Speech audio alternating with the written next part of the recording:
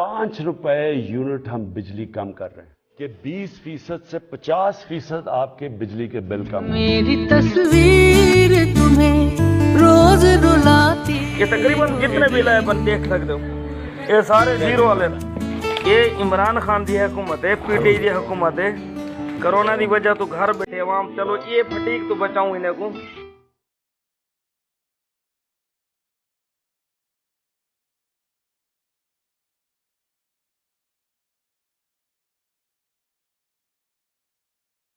₹1 घर का बिल भेजा फिर जहर खा के मर जा या ना तो सर ते चढ़ के कुत्ते आ गए। खुदा दा वास्ता साडे हाल ते रहम करो, गरीबां नूं जी लैण दो। ਇਹਨੇ ਤਾਂ ਸਾਨੂੰ ਮਾਰਦਾ ਰੋਲ ਦਿੱਤਾ ਵੇ ਤੇਰਾ ਬੇੜਾ ਗਰਕ ਨਵਾਜ਼ शरीफ तेरा बेड़ा गरक शहबाज शरीफ का वोट मांगे ना तो उसको अंदर से बिजली का बिल लाके दिखाना कहना ये लो अपना वोट। वो खुदा का खौफ करो, कोई हया भी होती है, कोई शर्म भी होती है।